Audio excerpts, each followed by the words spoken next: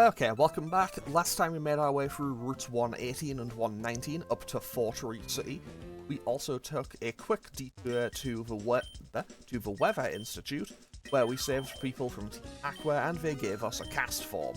The cast form had been randomised to a Wingull, though to be totally honest, I think I would have rather had the cast form. So, I've also been doing some training in between episodes, and I'll just talk about it more in a second. Okay, this kid wants a Volbeat for it. And if I had a Volbeat, I'd be making that trade so fast. So, I have done some training, and I have 2 new Pokemon on the team.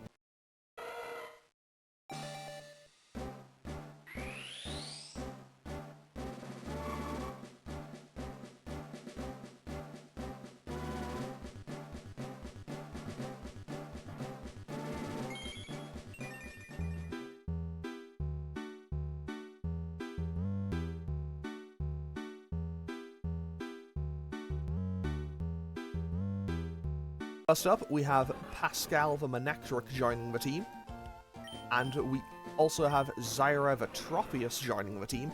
Their movesets aren't currently amazing, but they'll obviously grow as we go.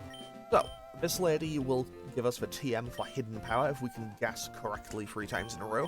The answer is right, right, left, and now. Okay, so I'm going to be totally honest, I was talking through that, and I hadn't paid attention to how many times I guessed correctly. I was kind of just skipping through the text real fast. But now I can go back to Slateport City and buy more of that TM if I so choose to.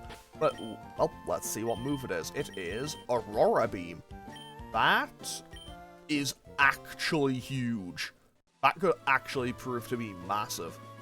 Basically, the reason that's super good for me is Winona has a dragon on her team. She has Naltaria.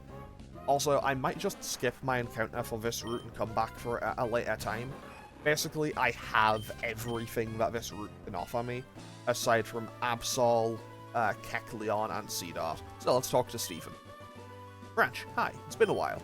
There's something here that you can't see, right? Now, if I were to use this device on the invisible obstacle...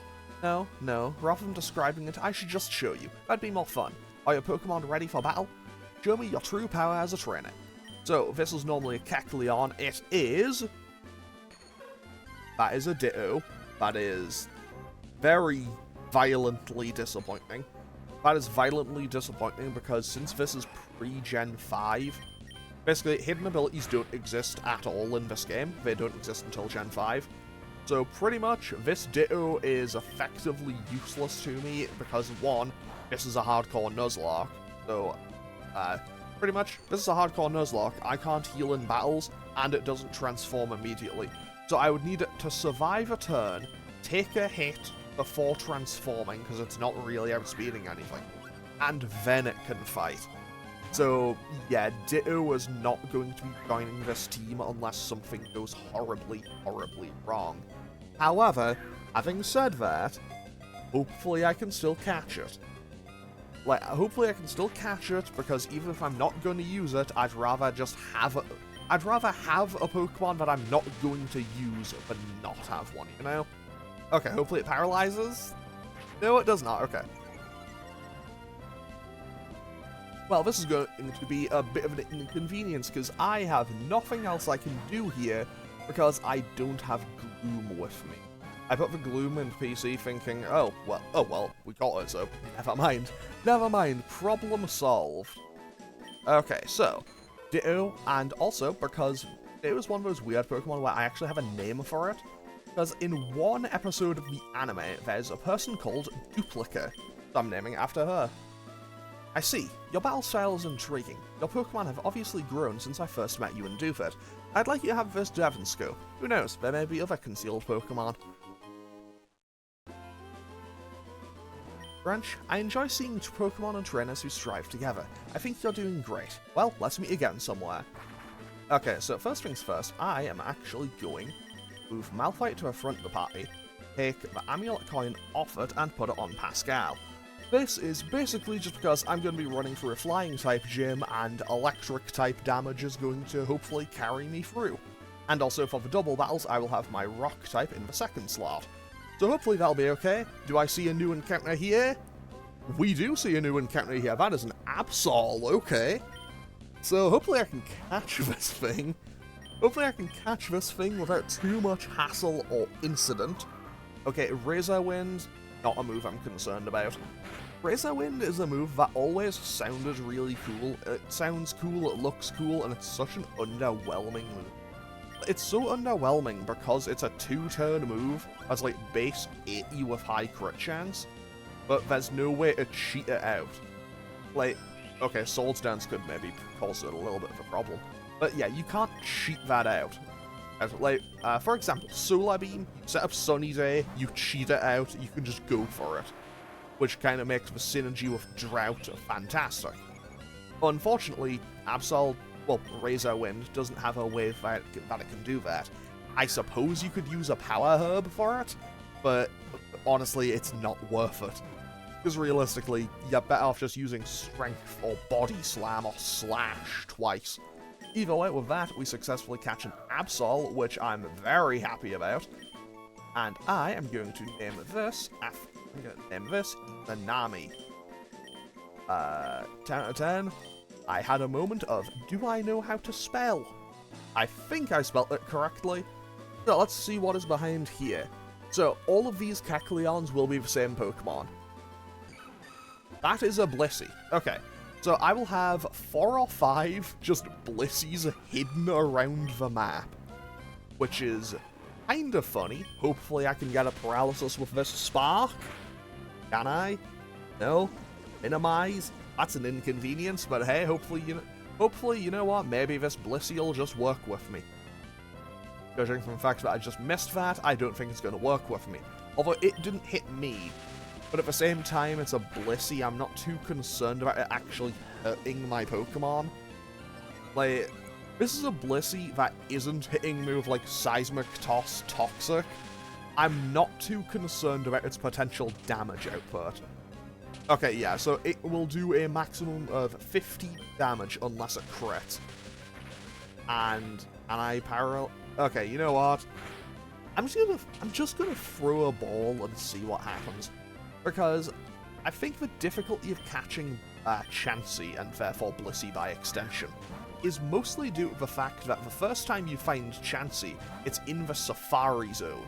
So you're kind of limited by its you're kind of limited by its A, difficult catch rate, and B, just the fact that it can just run away at any time. But here, it can't run away. Basically, this fight ends when either I accidentally knock it out, Egg Bomb. Oh, hey, you know what? I am gonna switch out.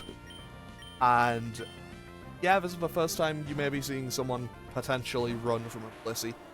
I say run from a Blissey, I had to switch out. Mostly just because I was a little bit concerned for my Manectric. Because I'm gonna be totally honest, if I lose this Manectric, I don't think I beat the gym. Like, straight up, I think I need this Manectric to beat the gym.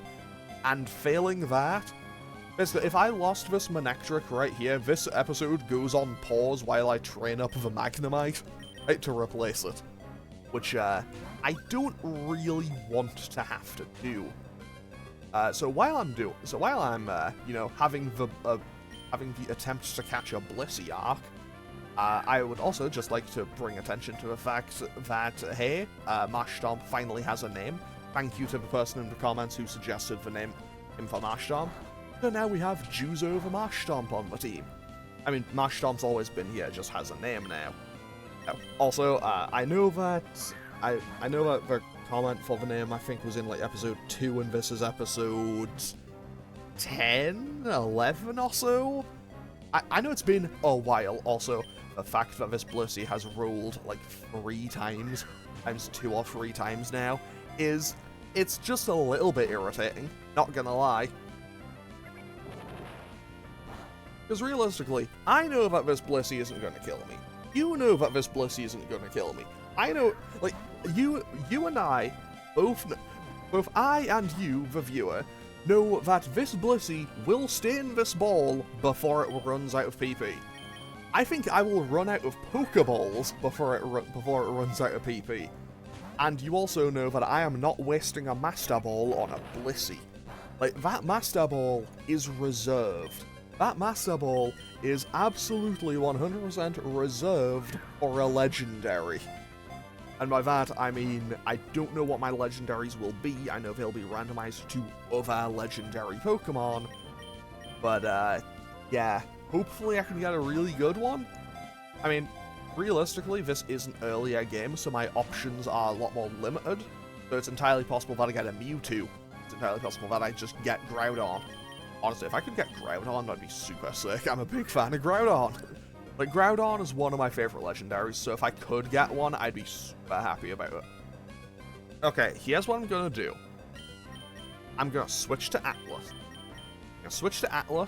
I'm gonna use Seismic Toss a couple of times, because that way, its health bar won't go down that much. It's, like, controlled damage. I should have thought about this a few turns ago. And by a few turns, I mean minutes, but still, you get what I'm talking about.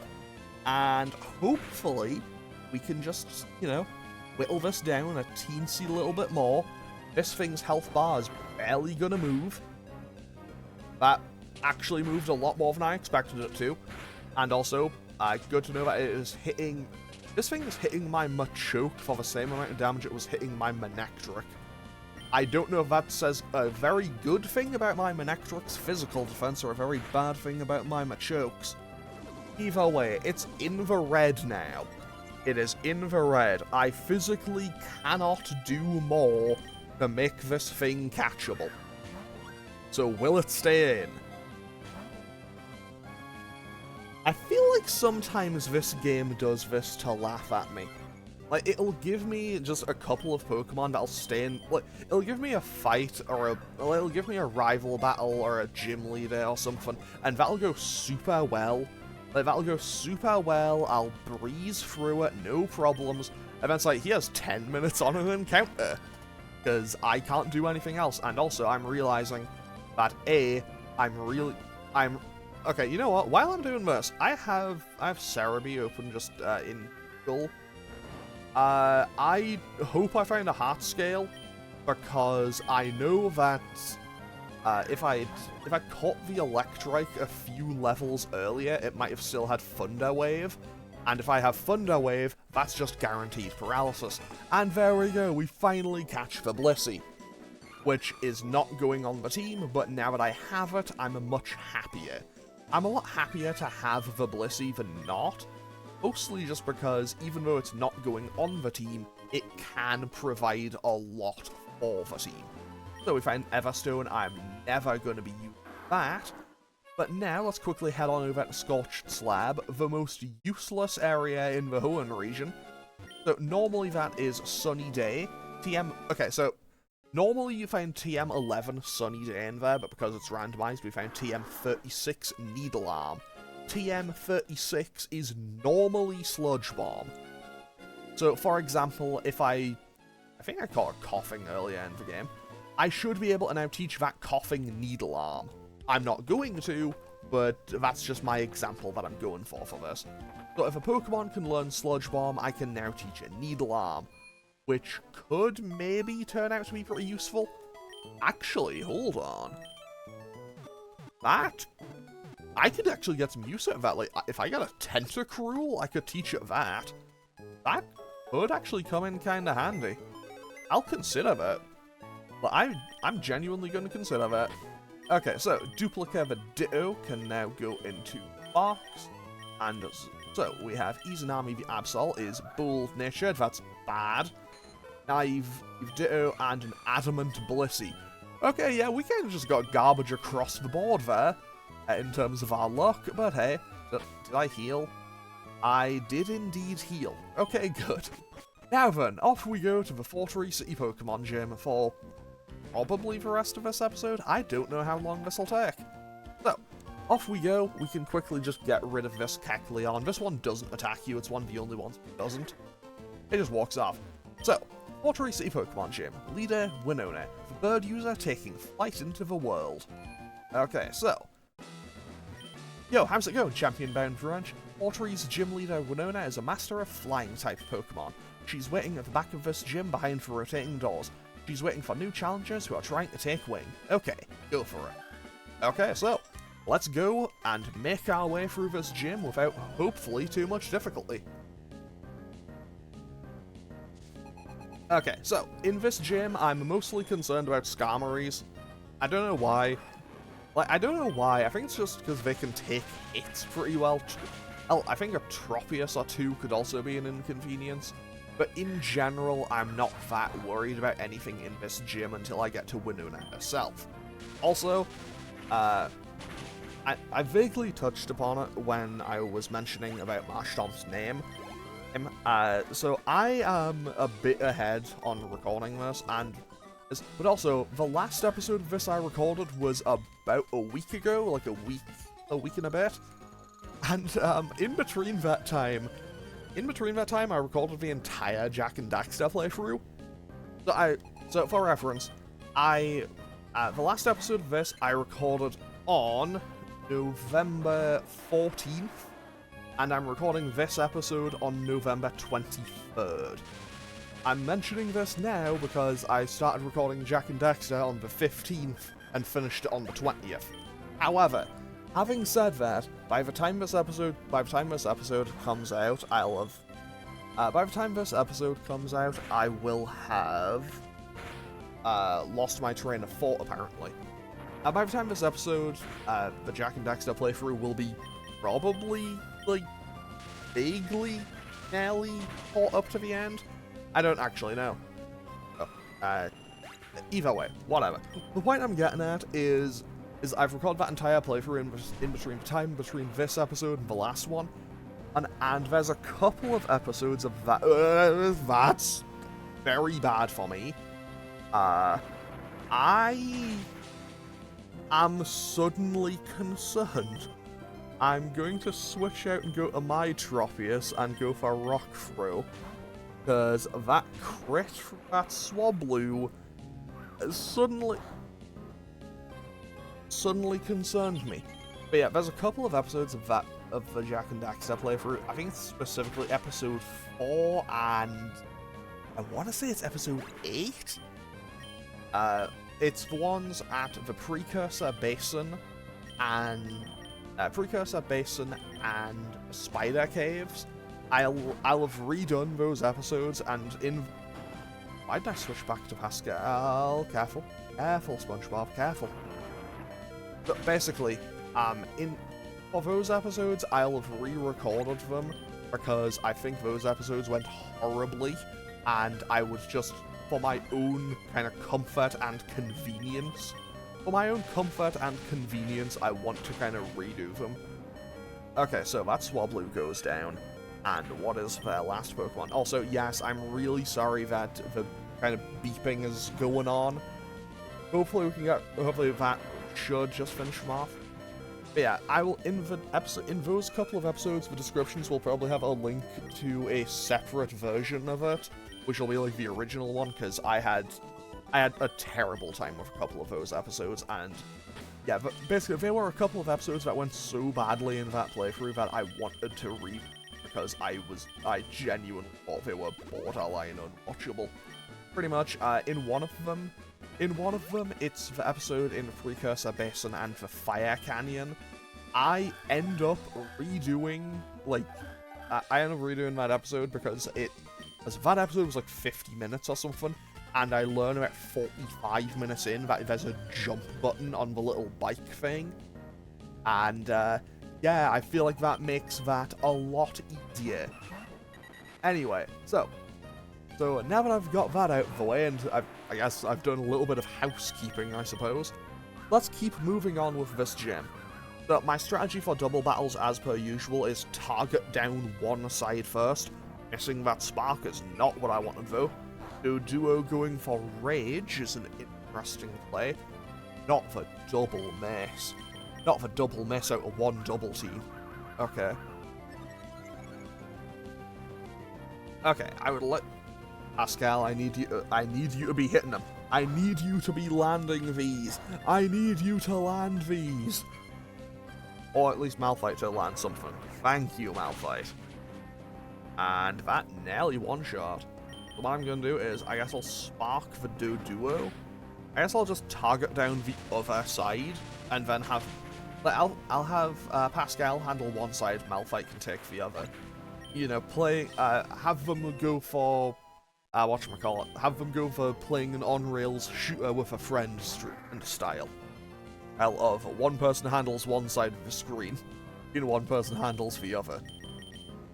Okay, wing attack comes through. Good to know that this... Okay, it is good for me to know that this Swallow is faster than my Manectric is. Also, Pelipper, I don't need to worry about that. That's quite effective stab. So now, all I need to do is take out this Swallow, and then we are in the clear. However, the question is, what will happen first? Will it manage to whittle down my Pokemon a fair bit to the point where I feel like I need to heal? Never mind. Or will it go down? And that answered itself for me. So, now the question is, am I gonna run out of PP before I get to Winona? I think I might be in danger of running out of PP for Spark by the time I reach Winona. Never mind, that's a huge crit. Okay, I say that, I was not concerned about Xatu in the slightest. Xatu is a cool Pokemon, I really like Xatu, but man, its level up moveset, especially in Gen 3, is absolutely abhorrent. It's so bad. Also, that guy there, when you start that fight, he's like, as a member of the Fortree Gym, I'm not allowed to lose. And I think that is very backwards, because realistically, it's quite seriously part of his job to lose. It's part of the gym leader's job to lose. I'll talk about this more, or when I get when I play Platinum again, but I feel like that's where a lot of Vulcaner's character arc comes from, because he's the final gym leader in Sinnoh, and I feel like he's very kind of disenchanted with battling, because he's like, yeah, I'm the final gym leader, I've just annihilated all potential challenges for ages, so, which is when you go and find him, he's like, okay, I've decided, if I find you boring, I'm gonna just go challenge for Pokemon League, because, like, he's kind of maybe plateaued. Maybe he doesn't know if he can beat the Elite Four, but he knows he can beat all of his other normal challenges without much of a problem. Also, with that, we have done all these puzzles. I love these little puzzles. They're so simple but very fun.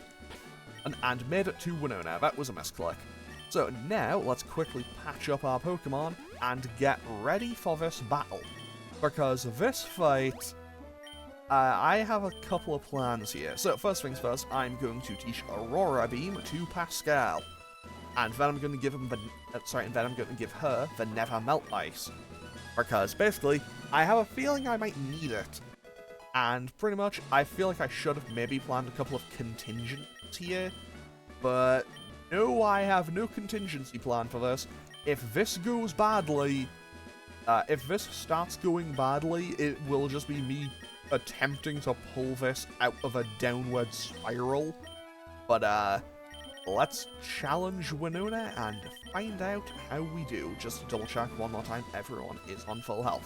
Okay, so I'm Winona. I'm the leader of the Fortree Pokemon Gym. I've become one with bird Pokemon and have soared the skies. However, grueling the battle with triumph with grace. Witness the elegant choreography of bird Pokemon and I. Okay, so Winona will have 5 Pokemon. She will lead with her Swablu. She will then go to Altaria, Skarmory, Tropius, and Pelipper. So, first things first, we take out the Swablu. Spark probably one-shots. Does it? It does indeed one-shot. Fantastic. So, now, what does she go to? Goes to Altaria. I imagine she goes to Altaria because she has Earthquake on it. So I'm just going to click Aurora Beam. We outspeed. In a perfect world, we either crit or get the attack drop. She sets up a Dragon Dance. That's scary. Okay, I think she's going to go for an EQ now. I think she goes for EQ now, so I need to read that, make the prediction, and go out to Tropius. There's the prediction, 10 out of 10. And now I can go for a Stomp, because I probably don't get all that much damage out. +1. That's a lot of damage. Okay, that's pretty bad. Okay, so now I know she'll probably go for another Aerial Ace. So I'm going to switch out and go to Juzo. Oh.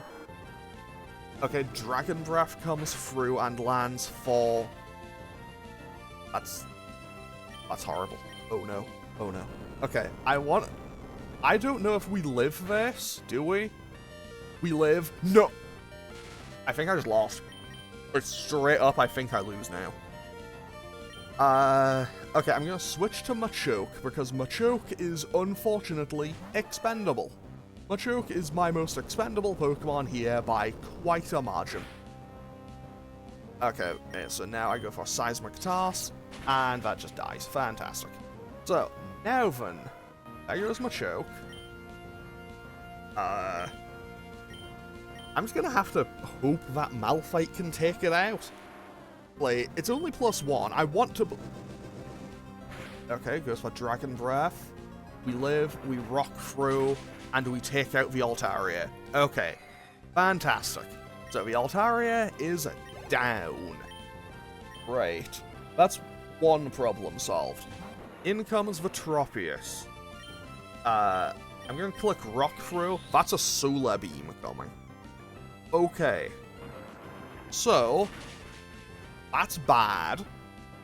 Can Zyra take a Solar Beam? She probably can't. So I have to let either Malphite or Zyra die. I'm gonna let Malphite go down here. So I let my Graveler go down here, which honestly, that might prove to be a bad decision, but hopefully Pascal should... Okay, Pascal should be able to come in and clean up the rest of this fight now. Aurora Beam, bang. Quad effective, takes out the Tropius. Easy. And now there is nothing left in Pascal's way to stop her and just the warpath of destruction that will be the rest of this fight. You know, unless something horrible happens. So, Spark, bang. Does it one-shot? Probably not. Doesn't quite one-shot, but we do get the paralysis. And... Okay, goes for Steel Wing. That's not going to do a whole lot. That is resisted to hit for a grand total of 17 damage. She heals. That doesn't make any real difference to me. Because realistically, I'm sparking my way to victory from here. As long as I don't run out before that Pelipper... as long as I don't run out before that Pelipper turns up, I think I win. And I do feel a little bit bad about just kind of sacking a couple of Pokemon. Okay, so I guess a bit more context. Machoke, I'm not that beat up about, and I guess only time will tell if saving Tropius or Graveler would have been the better decision. Honestly, given, like, heat of the moment I saved Tropius, I do think saving Graveler might have been a better play, because that was about to become Golem in a couple of levels. Either way, with that, we managed to defeat Winona and earn ourselves the Feather Badge. Never before have I seen a trainer command Pokemon with more grace than I. In recognition of your prowess, I present you this Gym Badge. So with that, we earn ourselves the Feather Badge. That is badge number 6 acquired, and our level cap now jumps up to 43, I think. With the Feather Badge, all Pokemon up to level 70, even those you received in trades, will obey your every command. You'll also be able to use Fly outside battle, and this is a gift from me. So, this is what is normally Aerial Ace. Contains Frenzy Plant. Okay, interesting. So I now have access to Frenzy Plant. Okay, so you did it. You've achieved liftoff. Yeah, but at the cost of a couple of my Pokemon. Just as I thought, you won at the Fortree Gym. Your strength. Perhaps you really are the trainer that I've been searching for. Remember, you have a fan in me. I'll be cheering from the sidelines. Keep up the great work. Okay, so, with that, I'm going to go and commend a couple of Pokemon to the Death Box, and I guess I'll end off the episode here. So, I mean, hey, I don't have a Fire type on the team, but I have a Fire... No, I have a Water Grass... I have a Water Grass Electric core off of a team now, I suppose. And the question here is, what do I add to replace them? Well, more accurately, that is a question that we'll be getting an answer at a later time. Because for now, I think I'm just going to push on with what I have. However, I am going to end off today's episode here. So, Swampert will be arriving soon. Swampert is on the way. How close am I to the level up? I am... Okay, yeah, we're just at the start of level 35. But I will put it out front, and that will now be the star until it becomes Swampert. So I'm going to save and end off today's episode here. As always, feel free to leave a comment or click any of the buttons down below if you feel so inclined, and I'll hopefully see you all next time for more Pokemon Emerald. Okay, thanks for watching. Later.